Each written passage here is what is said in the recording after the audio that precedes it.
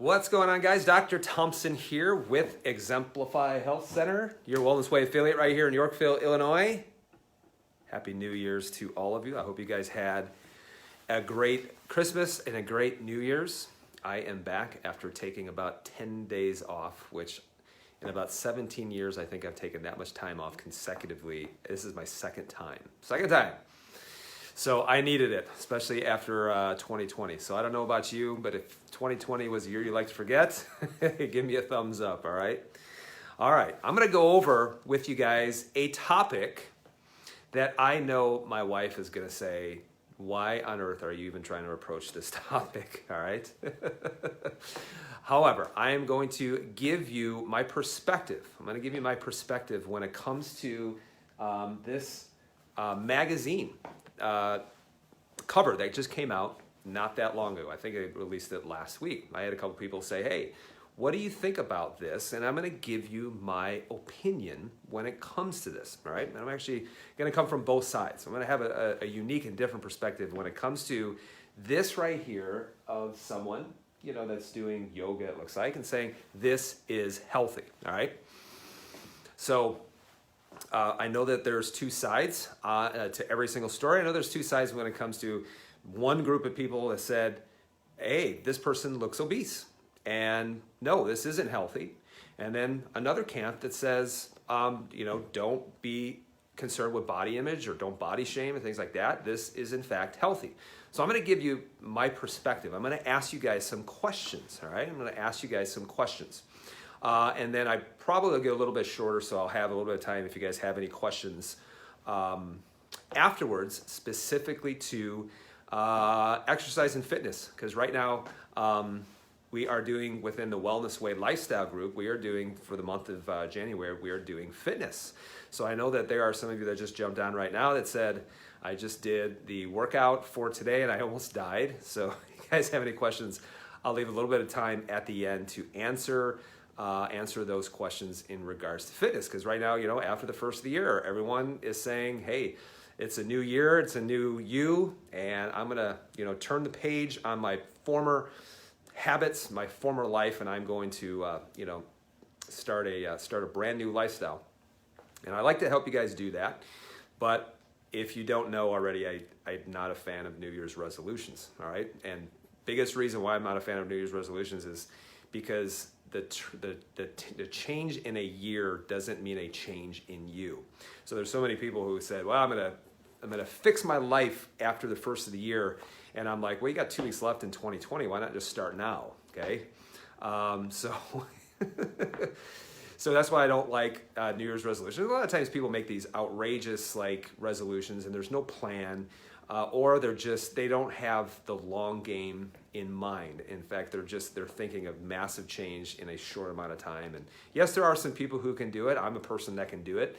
But more likely than not is a lot of times people, when it comes to resolutions, things like that, they have extremely unreasonable expectations when it comes to how quickly change actually takes place. One of the reasons why I know this is not only do we have an office, but we also have a gym. And, in just talking to people at gym, one of the first things we have to do is we tell them, it's like, listen, you're not going to notice much change, in a month or heck, even in 2 months. I'm like, you need to give this a good year to 2 years. And a lot of people are disappointed with that. And the reason why they're disappointed is because they expect to be amazing in 4 to 6 weeks. And any of you who have ever done anything worthwhile when it comes to fitness, it is just a long grind in order to continue to make yourself better. So even 10 years of being in the whole fitness realm of the fitness industry there are still things that I'm getting better at, when it comes to this. Also things I've had to dial back as well. So it's just an evolution. And most people just aren't willing just to spend the time every single day and allow themselves the time and the grace to be able to continue to get better and adapt. So you got to think about the long term, all right? All right, so I saw this posted from both camps, all right? So let's go over this. Is this healthy? Is this person, is it healthy, all right? And one group of people said, hey, no, it's not. This person is obese, and obesity is not healthy, all right? Then you had the other camp who said, Diet culture, body image, body shaming has done so much damage to women that this person should just be happy whatever they look like, right? And I'll actually will say that I agree with both of them, but let me give you a little bit of different perspective, all right? Because the first thing when I look at this and they say, hey, this is healthy, my first question is this. All right, then what on earth is health? What on earth is health? See, there's so many people who have like this whole I want to be healthy, I want to be healthy, I want to be healthy, but they think in order to get healthy, they do some very unhealthy habits, okay? So most people, every single person that's watching, you're watching it because you want your health to be better. But I will tell you this, is that very few of you that are watching right now can actually tell me what the definition of health is. And guys, if you cannot define what health is, how on earth are you ever going to get to a destination that you don't know exactly what it is, all right? So there is so much confusion when it comes to what the definition of health is, because guys, I'm going to tell you this. If I said, hey, 2021 is your year and you're going to get healthy, tell me what you need to do to get healthy. And if I asked 100 people, okay, if I asked 100 people, if I go to Target and I said, hey, you want to be healthy? They say, yes. Tell me what you got to do to get healthy. I'm going to say 99 of that 100 people are going to tell me the three things. And what do you guys think they are? What are the three things that people say that they need to do in order to get healthy? All right? They're going to say, I need to eat right, I need to exercise, and I need to get enough sleep. And if I do that, then I'm going to be healthy. And here's the problem, is there are people who eat right and who exercise and who get enough sleep, and they die at 50 of cancer. And then conversely, there's people, your Uncle Larry, who never ate right, never exercised, got 4 hours of sleep a night, and he's 90 years of age, and he's lighting a cigarette on his 90th birthday cake, all right? So the thing is that, guys, health in the United States is we got it all wrong, which is why so many people want to get healthy, and they get frustrated when they don't necessarily have, quote unquote, health. So guys, if you just would understand the definition of health, the definition of health is this. This isn't even my opinion. This is a fact. This is a definition of health. Dorland's Medical Dictionary says health is when the body is healing and functioning at 100%, okay? So let's go back to this. Health is 100%, not my opinion. It's a fact. Dorland's Medical Dictionary. Health is when the body is functioning, think of that, functioning and healing at 100%. So they don't say anything on what it takes in order to be healthy. They don't say you're going to be healthy if you eat right, you exercise, you get enough sleep. They don't say anything about that because that doesn't necessarily equate to health. So is this healthy? And here's my answer. We have no idea if it's healthy or not, okay? And I'm going to tell you why.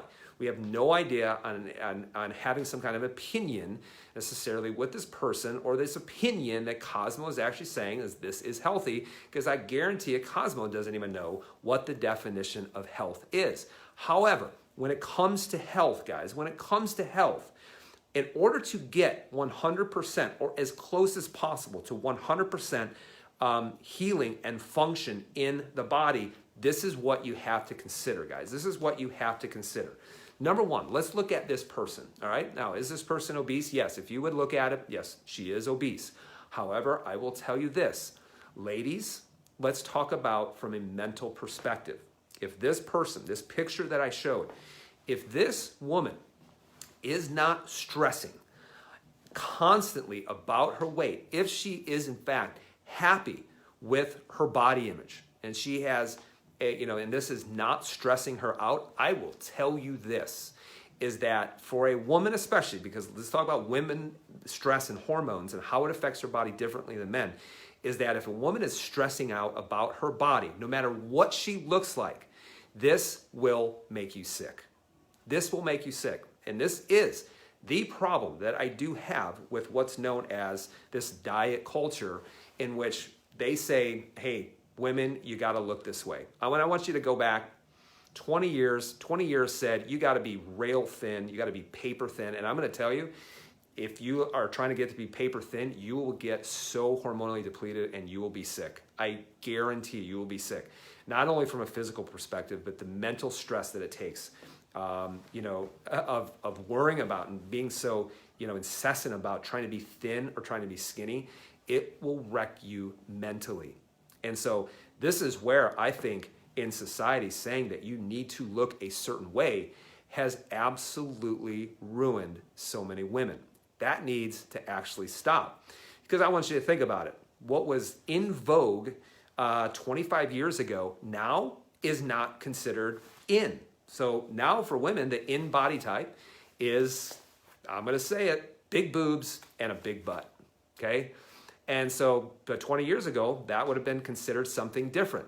So you guys always see from a body image perspective how this is always changing. This is always changing. Society says this is the way that we're going to go, and now everyone is going to stress out about trying to look a certain way. So I will say this from this perspective, if this woman is happy with what she looks like, that will carry her, not all the way, but it will carry her a little bit by not stressing out so much about her body image, okay? So the first thing you got to do is you got to stop stressing out about your body image, okay? So stay with me because I'm going to explain this a little bit more. For example, I will tell you this. I come from a family that has big men, all right? What I mean by big is literally, when the men in my family, we popped out, we were all 10 to 14 pounds and built like a truck, all right? We were just built that way. So it doesn't matter necessarily what I do. I will never look like the 150 pound marathon runner. I don't care. I'm just physically, I am just always going to be big. So that's why, guys, when you look at body mass index, BMI, I have to actually write a letter to my health insurance and to my life insurance explaining them why I'm considered clinically obese, all right? So I'm considered clinically obese when it looks to BMI and things like that. So I'm happy with what my body looks like, and the reason why is because I'm focused on just doing the right things, and what my body looks like after that is not really up to me, all right? But let me tell you like this. When you look at this picture that we just showed you, my question is okay, where is she at from a mental standpoint? And so if she's cool with that, then mentally not stressing out is actually going to help her when it comes to health. However, I will say this, is it healthy? Well, now we have to ask another part of health is what's happening chemically inside of her body. So how do you know if she's healthy or not? You really don't unless you're actually testing. So are you actually testing to see if this person is in fact healthy? So what does her hormone levels look like? All right. So I will say that having extra body weight, fat is actually going to have a real big issue when it comes to estrogen levels. It's also going to play a big role in liver function. Okay, like the gallbladder, liver, fatty liver, our ability to be able to metabolize hormones and things like that. So just think that even if this person feels really good about their body image, but chemically they're an absolute wreck, absolute nightmare. They have a problem with, let's say, endometriosis. They have a problem with gallbladder. They have a problem with estrogen dominance or whatever it might be. Then no, he would say that chemically, no, this person is not healthy, and they need to actually work on fixing that. So chemically, where are you at? Because guys, I will say this, is that, when you look at the obesity problem in the United States, there is, in fact, a huge obesity problem. And we didn't get obese by eating broccoli and eating cauliflower and eating, chicken and beef. We didn't get there by doing that. And so many times the habits that we do in order to become obese are the ones that, in fact, are doing the damage, okay? So a lot of times when people say obesity is the killer, yes, there are some things that can happen when there is obesity, but I will actually challenge that and say, no, it's what that person did to actually become obese. And it's the foods that they're eating, it's the inactivity and things like that that are actually creating that damage, especially when it comes to the liver especially. So now we got to look at, okay, what's happening chemically, but then you also have to say, okay, what about physically? And guys, I think this is a thing that too many people are actually, they're not addressing enough. And what I mean by physically is I mean what is happening to that person's frame. Let's talk about the spine of the nervous system. The reason why is because literally, when you look at the spine and the spinal cord and the brain, it's really just all one. It's the joints of the spine are actually communicating back to the brain and the spinal cord. I mean, all those different things. It's really just not the brain and the spinal cord and the spine. It's actually this whole neurospinal unit, okay? The other thing is just when you look at your actual joints, let's say your knees, for example. So what's happening to this person physically? Well, the thing is this, I actually have read research that even if you weigh, and like it's like an extra 7 pounds, carrying an extra 7 pounds for X amount of time, it actually will increase arthritic damage and arthritic changes. It's like by 14%. Don't quote me on the article, but I do know this. Extra weight equals quicker degeneration and quicker arthritic changes to actually take place. And listen, your frame can only handle so much of a load until the frame begins to deteriorate. So, even this, so you could say, well, I feel so good about my body, but you could be an absolute wreck chemically and an absolute wreck physically, and you can't necessarily call yourself healthy. Conversely, though, you may be someone who is skinny, who obsesses about your weight all the time, who's trying to go for the six-pack. Ladies, don't ever try to go for the six-pack. But you could also be causing a lot of mental stress. You could also be causing some problems chemically. There's all these other issues that are happening, especially when it comes to cortisol and adrenal function and things like that. So in the same aspect, just because you do have a six-pack doesn't necessarily mean it's healthy. So how do you know if someone is healthy or not? You x-ray, you get the proper lab testing, and yes, I would say clear across the board, you do healthy habits and you don't stress out what your body looks like. And I will tell you this, I don't think there's anyone who does a better job within a very large radius around our office who helps people lose weight. And guess what? We actually really never talk about weight loss. And in fact, one of the things that we actually talk about is you got to first and foremost bring down that inflammation. You have to bring down the inflammation with the foods that you're eating, with your mental stress, with the digestive system and things like that. Secondly, what you have to do is you have to start restoring the liver function especially, because there are so many people who want to lose weight and they lose some water weight, maybe 8 to 10 pounds, and then it just absolutely stops. And in fact, I've seen when we do testing on people, those are the people who they lose 8 to 10 pounds of water weight. Then they just start eating up like proteins like in their muscle mass. So they're not actually losing fat, they're actually starting metabolizing muscle mass instead of metabolizing fat within the liver. So we know that those persons, you may look normal on a scale, but you may have a low amount of muscle mass and you may still have a tremendous amount of body fat.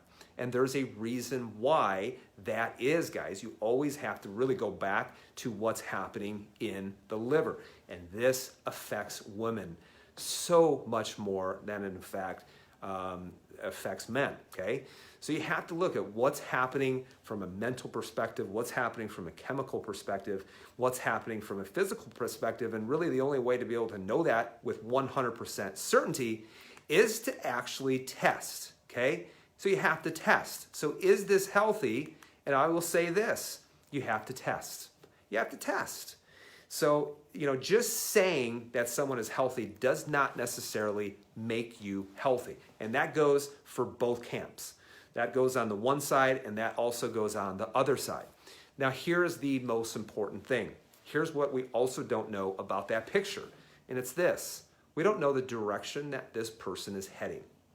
We don't know the direction that this person is heading. So I want to ask you guys a question. What's the direction that you're headed? So what direction are you heading? Because it doesn't matter where you're at, is that you always just have to keep moving forward. And that's one of the biggest things, is that there's so many people, and in fact, I read a study and I did a video on this, and I actually reposted it on our page from a year ago, that they said 8% of people who make a New Year's resolution actually follow through, okay? So 8%, that is a terrible number. Not even 1 in 10 people. When it comes to the end of the year, those people actually really made any kind of significant change.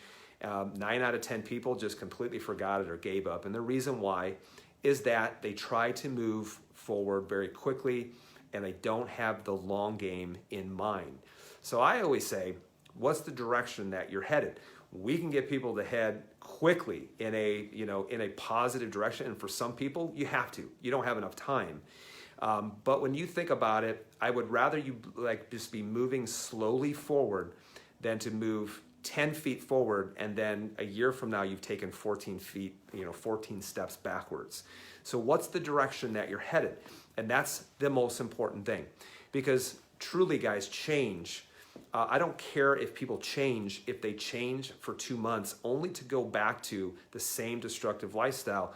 My question is can you sustain it? Okay, can you sustain it? And really, guys, when it comes to sustaining all things healthy, guess what? Is that you have to have it a priority, and you have to start working on it, and you have to start chipping away on it every single day. Guys, this is one of the reasons why the most successful people are the ones who know their priorities and they work on their priorities every single day.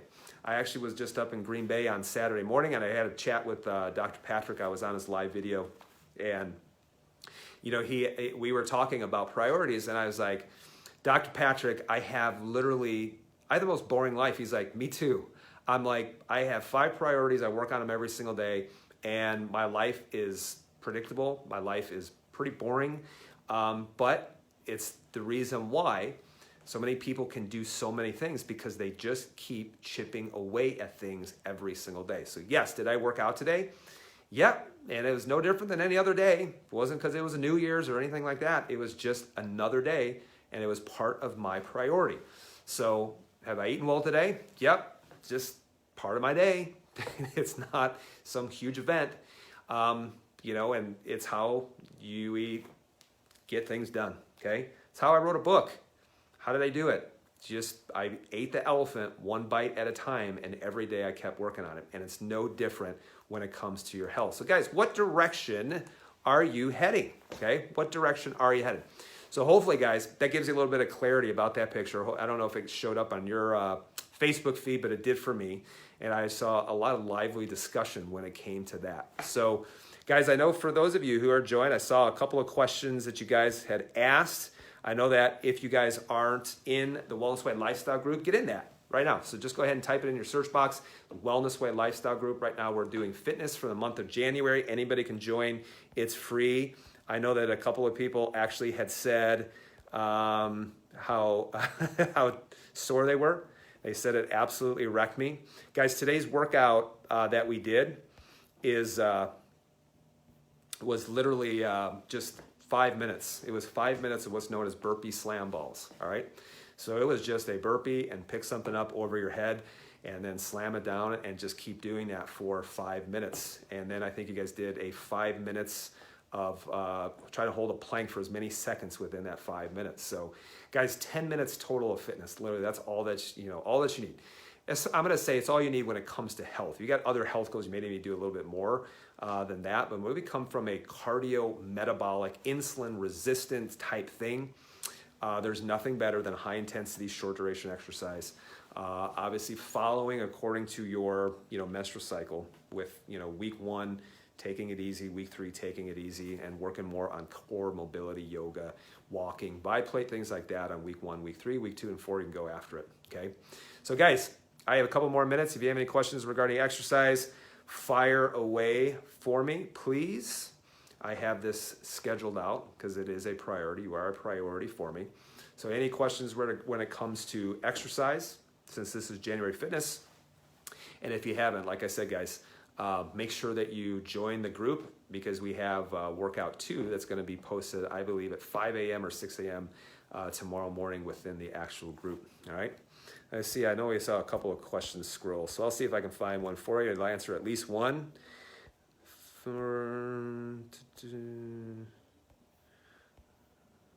Someone almost died in a 10-minute workout today. It's good to know. All right, I saw this one. I'm on day 14 of my cycle. Should I just walk for the next week, all right? So I would say this, all right? This is 14 to 21 is going to be, I would say, the most important time to keep your stressors as low as possible. Yes, and yes, that does include exercise. This also includes mental stress. This includes anything that's going to be stressing the body. So yes, anything that's going to demand more cortisol, which anytime that you work out, it's going to be. Elevation of heart rate, elevation breathing, things like that, then probably the best week to follow that would be day 14 to day 21 during that week. So yes, things like walking, yoga, biplate. I would actually say too, and I've actually talked to Dr. Patrick about this too, is even if you're doing some things like bodybuilding and not, elevating the heart rate quite as much, is something that you can do as long as those other stressors are doing really good. But things like bodybuilding, walking, biplate, yoga, doing some core work too. So some isometric type holds and things like that. And these things can in fact still build some strength without trying to elevate your heart rate. And I know in November I went, I think it was October, I went a whole entire about 5 weeks of not elevating my heart rate just because I needed my body to recover and I needed to get some cortisol recovery a little bit. And you think you lost a lot of fitness, and I really didn't. It took, from a cardiovascular perspective, about a week and a half to get back. But I didn't lose any strength, and my body didn't crumble or anything, when it comes to that. So that's a good question. 14 to 21 is going to be obviously the most important, most important time to give it a little bit of a rest. All right. All right. Can we replay the workout video? Yes, if you just go to the Wellness Way Lifestyle group, you will see that the description of the workout is on that. So guys, you just go to the page and then there's different topics. If you choose the topic of fitness, it will go directly to those specific ones that have been tagged. So that's how you actually find something within the Wellness Way lifestyle group very quickly. So they'll all be tagged under fitness. So you can see what today's workout, and you'll also be able to go back and see tomorrow's workout as well. All right. So I think tomorrow's workout will be posted very soon, tomorrow morning, actually 5 or 6 o'clock, if I'm not mistaken. All right. So guys, all you have to do is make it a priority. Those workouts are only going to be, 10 minutes total. So 5 minutes of conditioning and 5 minutes of some core work, or 5 minutes of conditioning and 5 minutes of some mobility, or 5 minutes of core work with 5 minutes of some mobility. So not every day you'll be elevating your heart rate, but it's a great start somewhere approach when it comes to fitness. And guys, like I said, you can make it as hard as you want to make it, or you can make it as easy. So it's for literally anybody. So if I was doing the same workout, I would just, I would do the burpee and I would find the heaviest med ball I could, and to make it very hard. But some people, you may only be using 5 or 10 pounds for a slam ball. Some of you might be using 25, 30, 40, maybe 50 pounds doing it. So everyone is going to be a little bit different. All right. All right. One last question. I am 50, no cycle the last few months. I assume menopause is starting. Do I need to change my workout schedule? All right. Well, I would say the only way to know for sure if you are in fact in menopause is to check your LH and FSH levels. So your luteinizing hormone, follicle stimulating hormone levels. Those will actually be elevated during menopause because you don't have the machinery for it to respond to. So typically you'll see those things stay elevated for a while. But that's the only way to know for sure. If you are in fact working with the Wellness Way doctor, then chances are they would probably be able to answer that question a little bit more. However, I would say this is that when it comes to, I'm trying to get to that question again, scrolling up, okay? Do I need to change my workout schedule? So the difference between menopause and cycling women is that with menopause, you really don't have to worry about week 1 and week 3. So you can, in fact, work out in a way that is more similar to how a man could actually work out hormonally, okay? So after menopause, ladies, what you really need to make sure that you are taking care of is going to be your adrenal glands, because your adrenal glands are responsible for cortisol. They are responsible for your progesterone. They are responsible for most of your estrogens. Fat cells are going to be responsible for that as well. So you really have to pay really good attention to your adrenal glands when it comes to you working out after menopause. So great question. All right. Any other ones? I don't see any. So, all right, guys, you'll be seeing me in the Wellness Way Challenge group or lifestyle group, a little bit more. So if you guys haven't joined that, make sure that you join. Ask to request to join, and someone will approve you pretty quickly. And then you guys can start those workouts. One last question: is it normal that joints hurt due to menopause? Menopause is not going to make your joints hurt as much as having chronic inflammation will. So chronic inflammation, that's one of the things. So guys, if you are chronically inflamed, then yes, menopause can make it feel worse, but it's not menopause. It is actually the inflammation. So you have to start attacking the inflammation especially. All right, guys. So we will see you within the Wellness Way lifestyle group for working out. And if you have any other topics that you would like to hear, just put it in the comments below. I know that we're pretty open for 2021. However, I'll talk about a little bit about some roadblocks when it comes to weight loss. We'll talk a little bit about men. Coming up at the end of January, we're going to be doing something for men only here, and it's going to be called Man Up. And this is actually some mentorship that myself and a couple other guys that we do when it comes to helping men. Men are going to be a little bit easier with testosterone, with weight loss, with nutrition, and also just teaching men how to do the hard stuff, because I think that there's a lot of men out there who are very soft, all right? So if your man has become soft, you're going to have to point him in my direction, and we'll toughen him up, harden him up, and we'll give him a new direction to head, all right? All right, guys, be well, and we will talk to you soon.